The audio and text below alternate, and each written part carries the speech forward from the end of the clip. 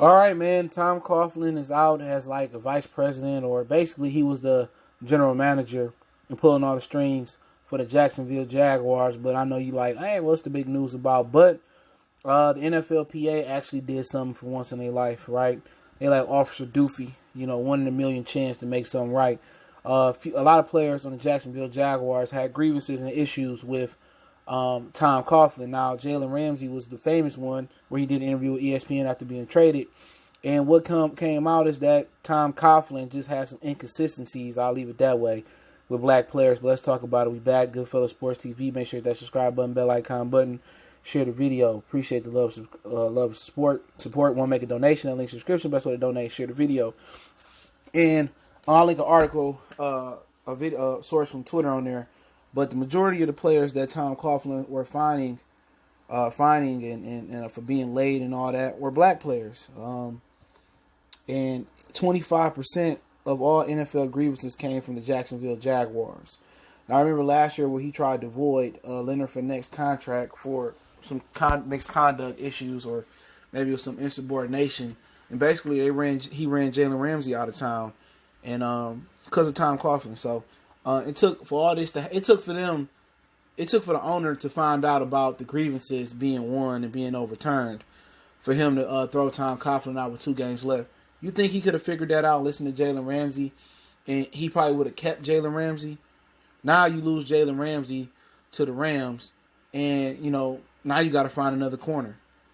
So, at the end of the day, we talking about, things that are racial dealing with the NFL. It runs deeper than, like, Roger Goodell and suspensions and the inconsistencies with his suspensions and stuff of that nature. It's running down to, like, on day-to-day basis. It's running down with general manager and coaches and positional coaches and stuff of that nature. And we see that with the Jacksonville Jaguars. So, like I said before, he out.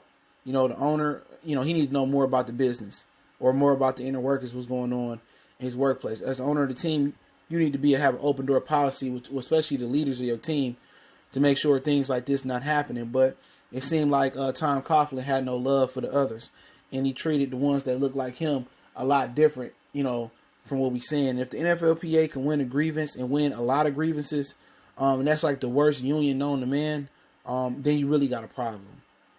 You really got a problem, man. If Shad Khan, he's, I think, the only minority owner in the NFL, he wasn't listening to his players. Well, he need to learn. He need to take this as a learning lesson, and start to listen to the leaders of the team. You got to listen to every player on the team, but your leaders, your captains, your veterans, the guys that's been here making their money longer than you've been here, you're supposed to listen to those guys. You got to listen to those guys. And Tom Coughlin, like I said, players had a problem with him in New York. He was able to figure it out, win a championship, and it seemed like a lot of the brothers in the Jacksonville Jaguars had problems with him, and they won their grievances. So, like I said, he shouldn't be nowhere else in the league anyway. With that mentality, that owner's mentality that he got. You can't. This is a new generation now. That old stuff, it probably, like Michael Strahan and Osi Menyor and some of those veteran dudes, the way he was doing the NFL, it took him a while to really get used to Tom Coughlin. You hear some of the stories about if you're early, you're late, or you on time, whatever the situation was. Those was a different breed of men back then. You know what I'm saying? These new sensitive guys, these new social media babies, these new, sassy guys out here, they don't know how, they ain't never had a hard day in their life. You go back to some of them Tom Lamgey practices and probably, Vince Lombardi practices, man, some of these players won't even play football no more. They want water breaks. They want all this stuff. So, like I said before, it took for the owner to find out that, the fines wasn't right and it was inconsistencies. And it took for it to come down to him to find out 25 of the league grievances come from his squad.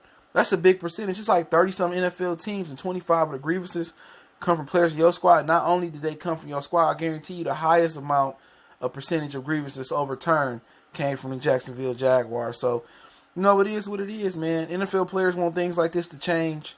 They got to take a stand at the CBA.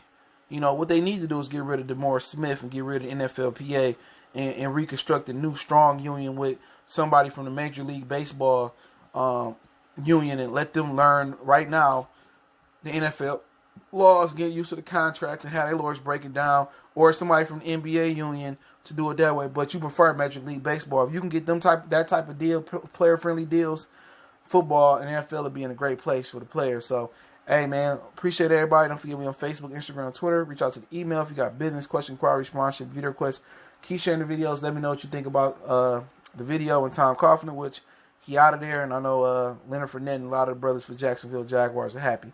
One time for the one time. It's your boy CJ Goodfield. And check out our NFL playlist for more videos like this. Appreciate the love, support. One time for the one time. We got.